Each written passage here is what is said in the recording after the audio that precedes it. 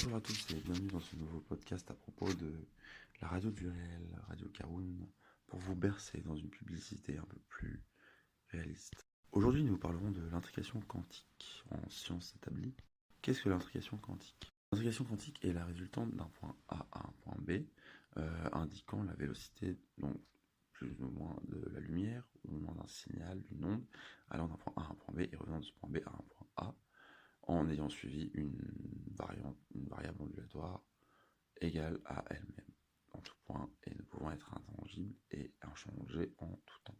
De ce fait, il est dès lors exactement possible de simuler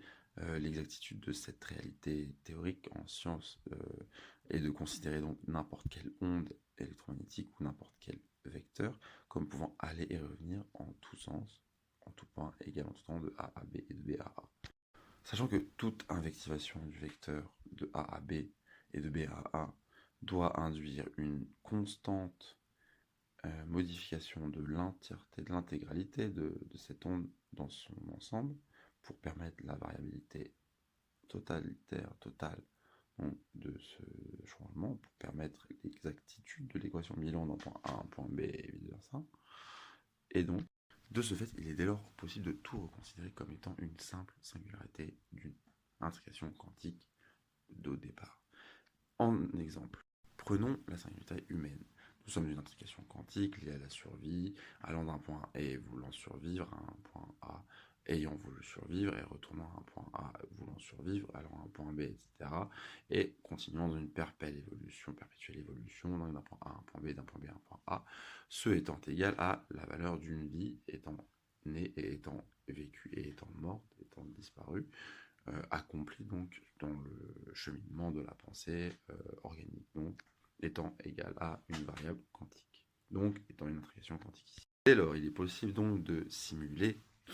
une plus précise intrication quantique dans une même intrication quantique en inhibant la première intrication quantique étant toujours égale à elle-même. Dès lors, on considère comme exemple d'une première intrication quantique l'être humain, et donc nous avons donc alors une deuxième intrication quantique qui est la compréhension de l'être humain en lui-même, face à lui-même,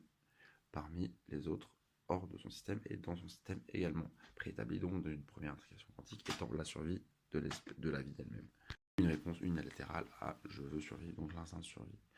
Donc, nous reprenons ici l'instinct de survie comme étant l'accomplissement de tous les besoins nécessaires à l'humain pour pouvoir vivre, égal donc à l'égalité totale de l'être humain ayant de sa naissance besoin de quelque chose, à sa mort besoin de quelque chose. Ici donc,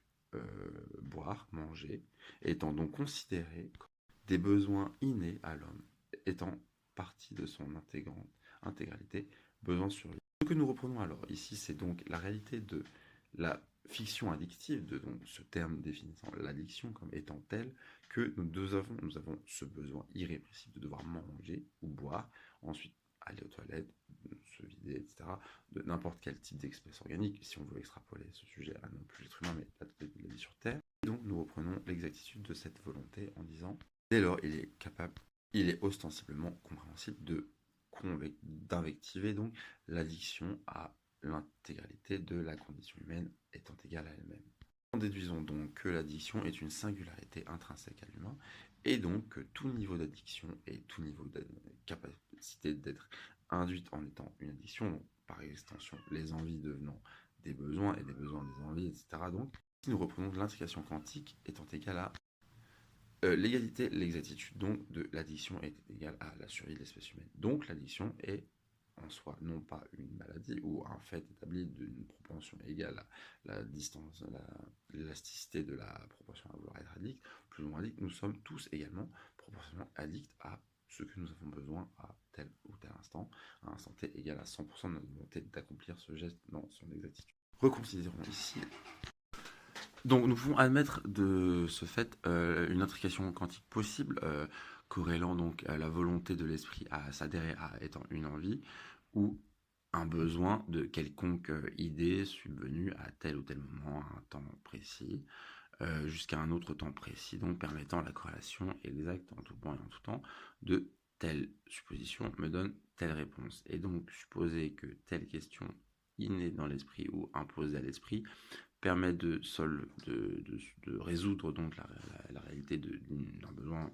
d'une envie via une addiction, via une envie de produire quelque chose, d'aller vers quelque chose, donc une motivation donc, de la physique humaine, donc du corps humain. Donc n'importe quel geste pourrait être en fait une résultante due à une addiction innée chez l'enfant qui est le besoin de vivre. Donc, en corrélant tout cela, en admettant la possibilité d'une singularité humaine, dans son ensemble, au-delà de la conscience innée reptilienne qui est juste de survivre, nous pouvons admettre l'exactitude de l'entièreté de la conscience réfléchie humaine face à elle-même, qui est donc une nouvelle intrication quantique dans l'intrication quantique, qui est de revoir l'intégralité de l'intrication quantique en elle-même, de cette addiction, de cette singularité de volonté de vivre, donc de volonté d'être, galvaudée ici par le terme addiction. Nous reviendrons sur ce sujet plus tard, mais un exemple de résilience permettant d'expliquer cette singularité quantique est donc l'amalgame donc de toutes les connaissances possédées par un être ou un autre, un être humain, et donc d'admettre cette volonté comme n'étant pas infranchissable, mais bien innée chez l'homme pour résulter de sa survie. Donc l'addiction serait un oui, dire oui, exactement, de répondre à